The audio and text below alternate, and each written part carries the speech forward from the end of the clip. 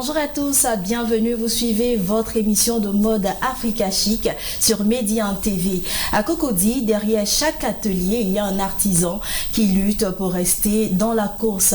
Un secteur où la tradition rencontre la technologie, où la créativité doit rivaliser avec la rapidité et où le digital redessine le métier de couturier. Alors, comment les artisans de Cocody réinventent-ils leur manière de créer? Comment modernisent-ils leurs outils, leurs techniques, leur rapport à la clientèle? Pour comprendre cette transformation, nous recevons aujourd'hui Monsieur Babé Alexandre, président de la coordination des couturiers de Cocody. Bonjour Monsieur Babé. Bonjour Mélissa. Et merci d'avoir accepté notre invitation. C'est moi qui vous remercie. Alors cela fait combien d'années que vous êtes à la tête de la coordination des couturiers de Cocody? Depuis 2007, exactement. Que vous êtes à la tête de cette organisation. Oui, je suis à la tête de cette organisation. Alors qu'est-ce qui vous a motivé à accepter cette responsabilité? Bon, il fallait d'abord conjuguer nos efforts parce que je pense que quand on est seul dans son coin, on n'évolue pas. Donc il fallait plus se confronter les idées et puis essayer de voir ce qui va chez l'autre pour améliorer sa technique. Donc du coup, nous avons créé ce qu'on appelle les associations et autres. Voilà. Et le syndicat a permis que nous puissions créer aussi des sections pour que nous puissions échanger nos idées. Alors, comment s'est opérée votre transition vers la présidence de cette organisation? Comment ça s'est fait concrètement? D'accord. J'étais président d'association.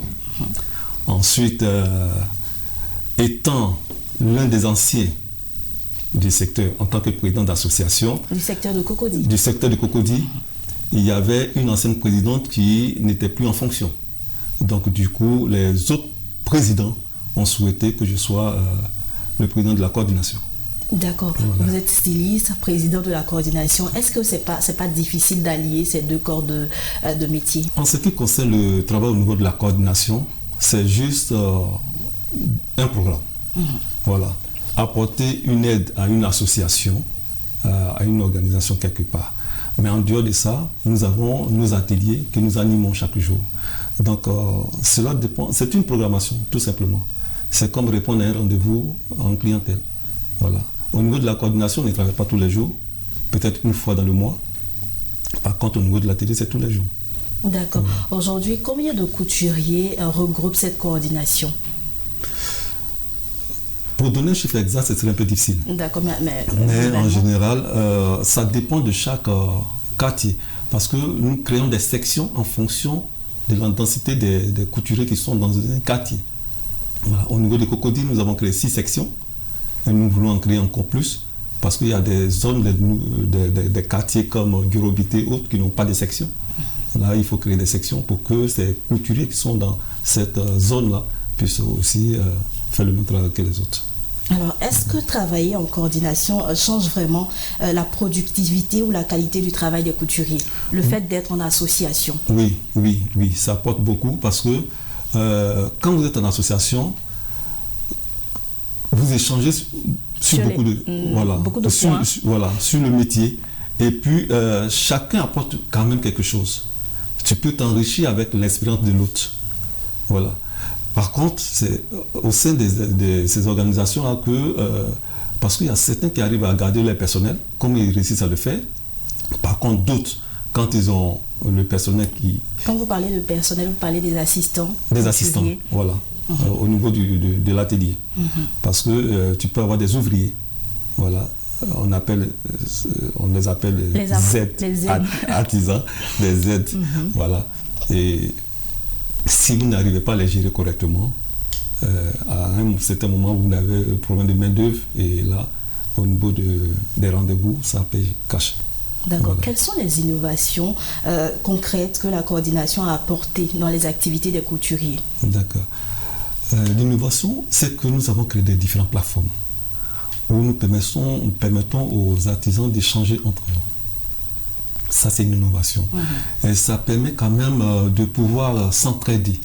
Quand tu as une difficulté quelque part, tu peux mettre cette difficulté sur la plateforme et un autre artisan peut te répondre et peut t'apporter des solutions par rapport à ce que tu veux.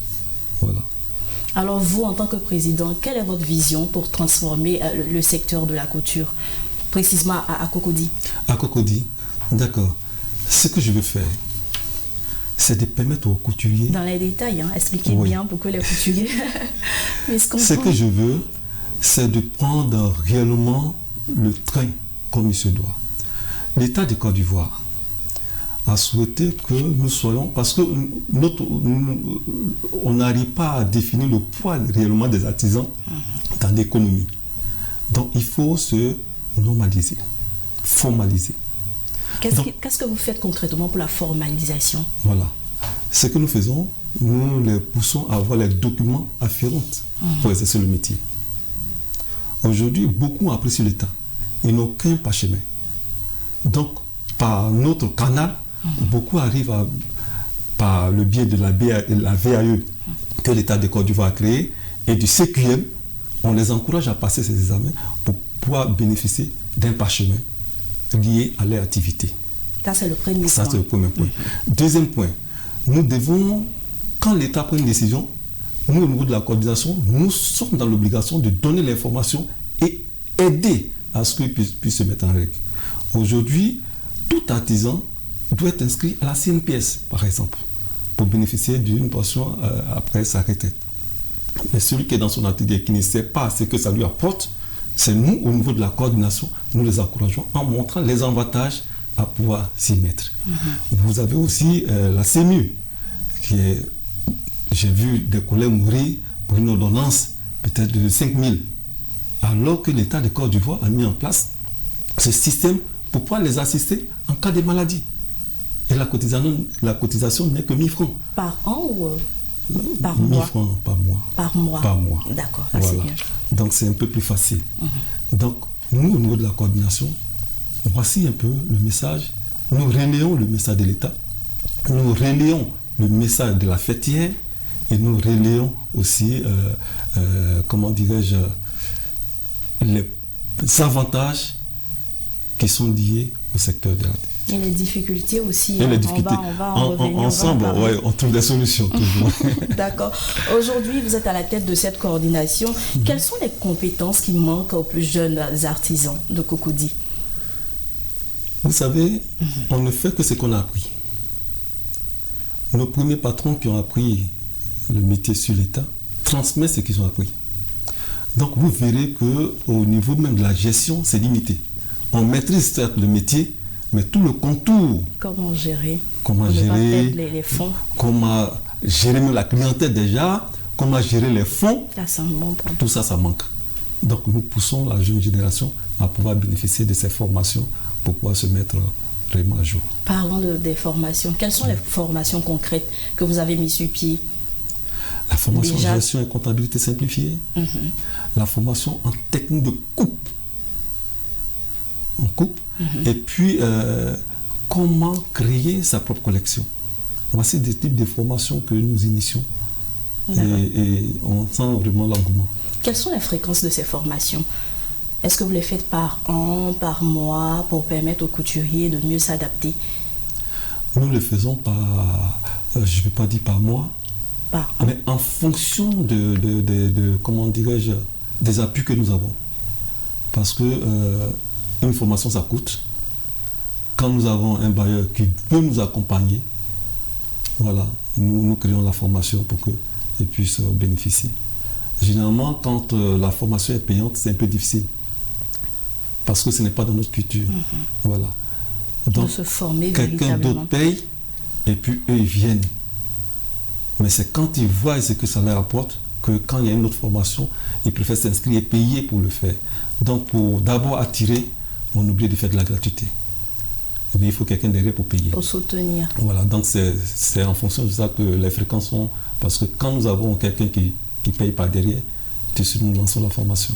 À travers votre expérience, vous êtes en contact permanent avec les jeunes créateurs.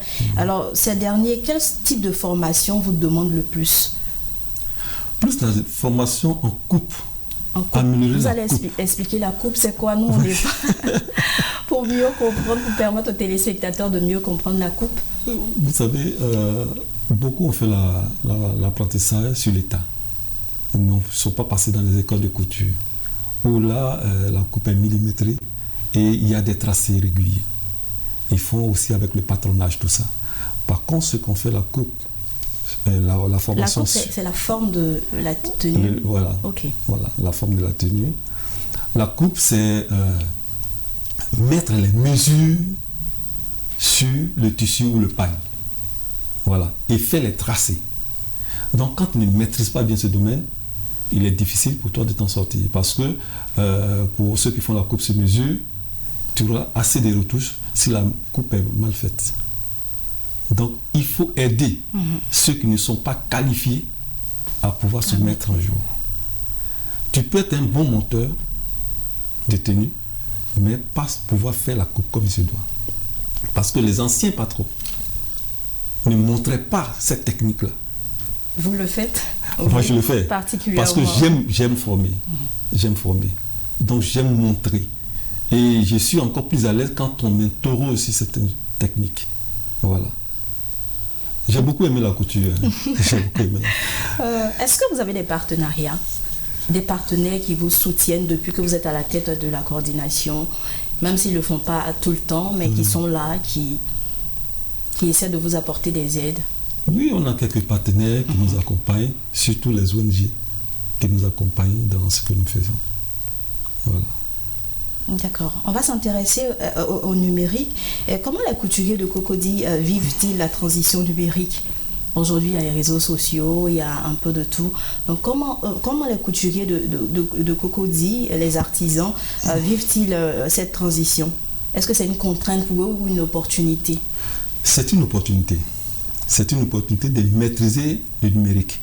Parce que nous sommes à l'heure du digital. Ouais. Donc, et quand vous attendez vos collègues qui disent « j'arrive à vendre parce que je fais la vente en ligne », tu suis ces sites. Et on se demande comment on fait. Donc, quand il y a une formation de ce genre, il y a un engouement. Parce qu'ils veulent quand même se mettre à jour.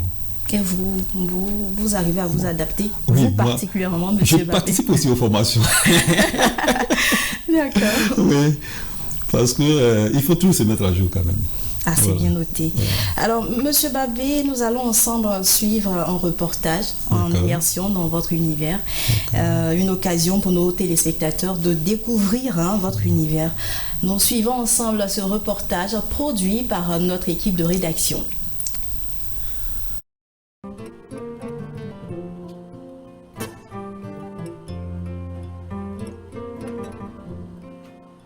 Si pour certains, la mode est accessoire, pour Alexandre Babé, c'est bien plus. Il ne vit que pour ce métier depuis 1987. Aujourd'hui, en plus de sa carrière de couturier à plein temps, il est le coordonnateur des couturiers de la commune de Cocody. Une fonction qu'il exerce avec la même passion que celle de donner vie à une tenue.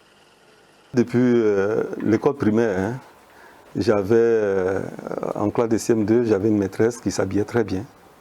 Je l'admirais beaucoup à cause de cette tenue qu'elle portait. Et ensuite, j'étais allé faire une opération dans une banque. Et puis, j'ai vu que la dame avait porté une tenue avec une photo. Mais je me suis demandé comment est-ce qu'ils ont réussi à mettre la photo alors qu'il y avait des boutons devant. Comment ils ont pu agencer pour que la carte de la Côte d'Ivoire puisse sortir nette alors qu'il y avait un croisement. Et c'est cette curiosité réellement qui m'a poussé à la couture. Ces vêtements, il les crée dans son atelier qu'il partage avec des amis devenus aujourd'hui des frères, unis par leur amour commun pour la mode. D'un côté, des vêtements pour enfants, dames et hommes, confectionnés par Alexandre Babé. De l'autre, des chemises prêtes à porter de la marque Théostyle by Théodore Sialou. Une fusion hors pair qui met en évidence leur créativité et leur esprit d'équipe.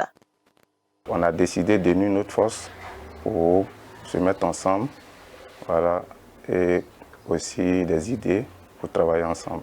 Donc c'est comme ça est venue l'idée de se mettre ensemble pour le travail. De toute façon, c'est ce qui a été toujours conseillé. Très souvent, quand on part pour des rencontres, des cérémonies et tout, il faut dire que chacun a quand même sa créativité, ses idées. Donc on se partage des idées. Que ce soit en termes d'expérience, en termes de créativité. Donc pour moi, c'est vraiment un avantage.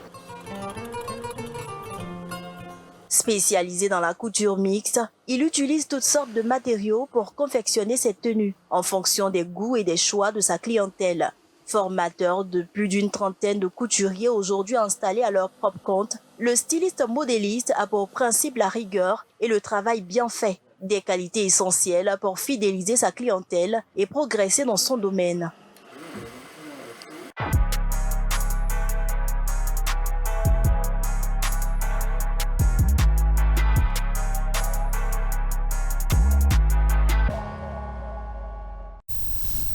C'est un reportage produit par notre équipe de rédaction, l'équipe de rédaction d'Africa, de l'émission Africa Chic. Alors, Monsieur Babé, qu'est-ce que ça fait de travailler avec ses confrères, comme on vient de le voir dans la vidéo?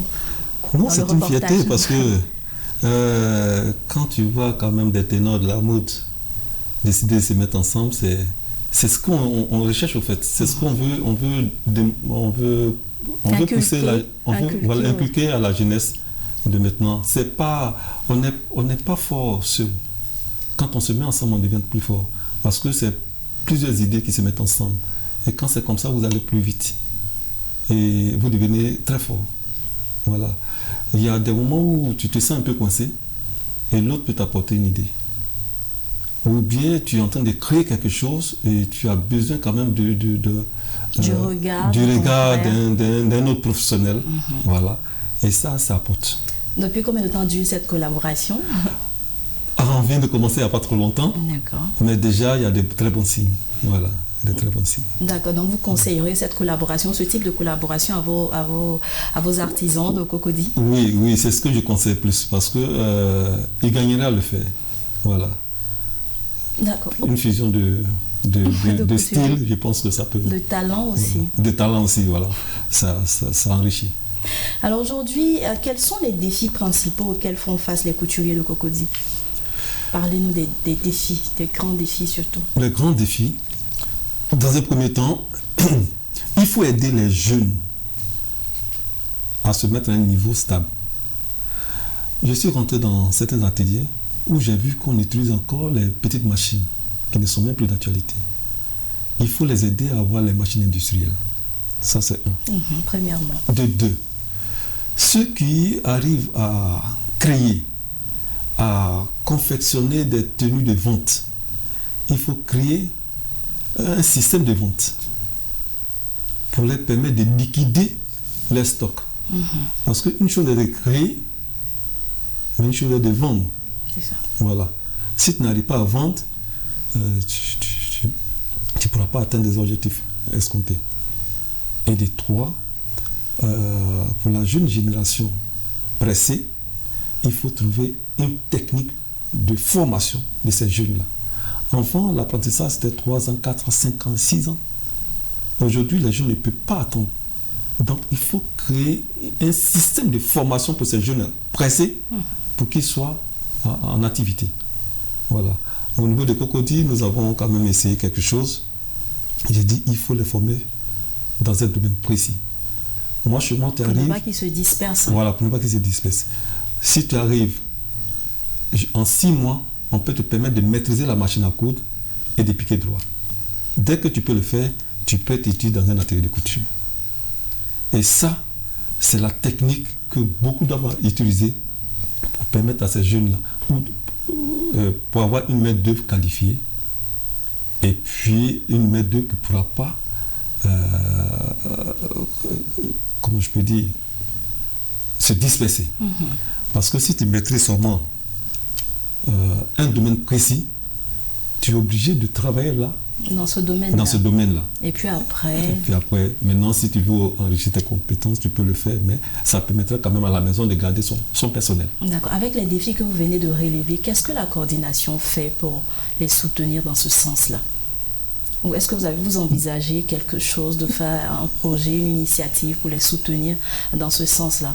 D'abord, nous avons décidé de créer, de nous faire accompagner par les mairies, parce que c'est les collectivités qui peuvent nous soutenir. Parce que ce que nous faisons, c'est de permettre quand même à ce que la jeunesse de chaque commune soit en activité. Donc, ça peut aider. De deux, on ne peut pas le réussir seul, parce que ce que nous faisons dans nos ateliers, c'est pour notre vie à nous. Mais pour les autres que nous voulons soutenir, il faut un accompagnement quelque part. J'ai initié quelque chose qui a réellement marché au niveau de Cocody. C'est que avant l'arrivée du CQM, nous, au niveau de nos organisations, on permettait aux apprentis d'avoir un parchemin. Donc, il y avait des compétitions pour ceux qui sont en 3e année de formation. Et quand tu réussis au test, l'association organise une cérémonie de libération de ces apprenants. Et là, on voyait quand même ceux qui sont sortis de notre... Ils sont allés compétir sur le plan national. On a eu les premiers prix pour dire que c'était vraiment du sérieux. Et là encore, c'est quelque chose qui me fait plaisir et qui me pousse à continuer. Parce que quand tu vois que celui que tu as aidé, quand il sort, il est meilleur, ça veut dire que tu n'as pas fait un faux travail. C'est une fierté. Alors on va aborder la question du prêt-à-porter industriel. Aujourd'hui sur le marché, on voit un peu que le prêt-à-porter industriel envahit le marché. Alors qu'est-ce qui peut encore convaincre un client de choisir la couture locale? D'abord, ce qui a réellement affaibli les clients dans le temps, il y avait l'événement de la friperie. Oui. Ça a réellement cassé le coup. Mais je dis aux couturiers de ne pas se décourager. Parce que la friperie, c'est vrai, ça existe. Mais les uniformes, là, les pagnes, là, ça n'existe pas dans la friperie. Donc la clientèle a toujours besoin de nous. Seulement qu'il faut que nous innovons. L'innovation peut permettre que les clients reviennent à la souche, reviennent chez les couturiers au lieu d'aller ailleurs. Maintenant, de deux, au niveau du prêt-à-porter, il faut toujours marquer une différence. Il ne faut pas toujours copier. Voilà, parce que quand tu copies, c'est pas sûr que tu es... Il faut copier aussi avec sa touche personnelle. Non, il faut innover. Innover, voilà. C'est mieux. Il faut créer sa propre ligne. Voilà, ton propre style. Et ça permet quand même, ça te permet de vendre. Parce que certains clients reconnaissent la valeur d'un travail bien fait. Parlant de la clientèle, vous êtes en contact permanent avec ces derniers. Et quelles sont aujourd'hui leurs principales attentes en matière de couture à Cocody? Qu'est-ce que la clientèle vous demande concrètement? Qu'est-ce qu'ils attendent des couturiers?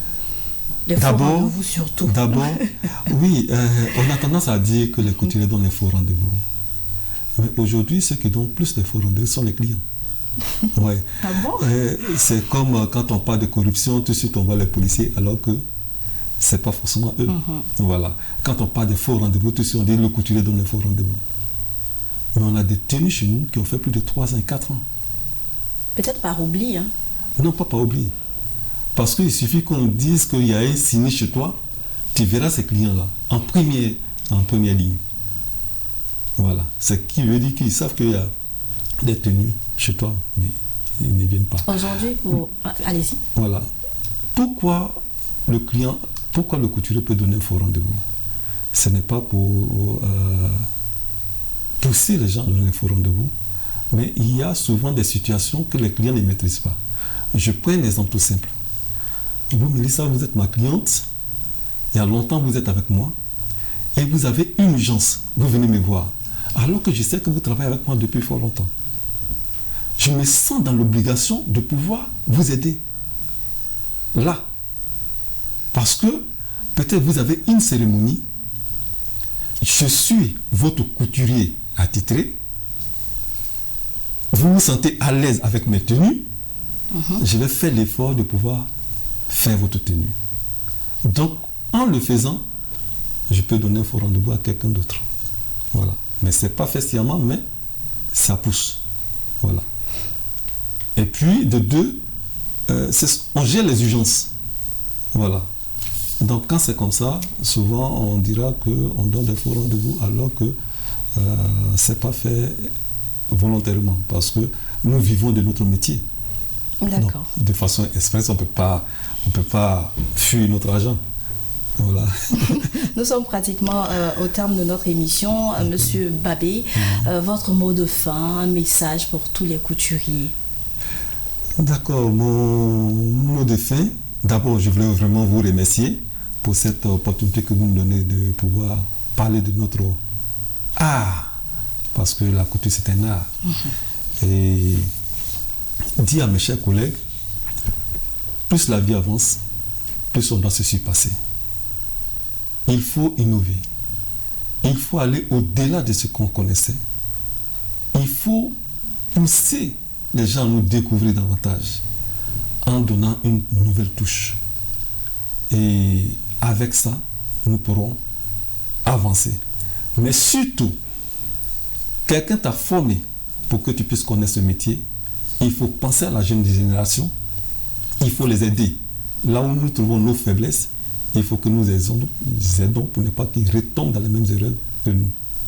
Donc, c'est vraiment ces mots que je voulais apporter à mes collègues pour que nous puissions continuer le métier comme il se doit. Merci beaucoup, M. Barbé, d'être passé sur notre plateau et de nous avoir partagé votre vision et votre expérience.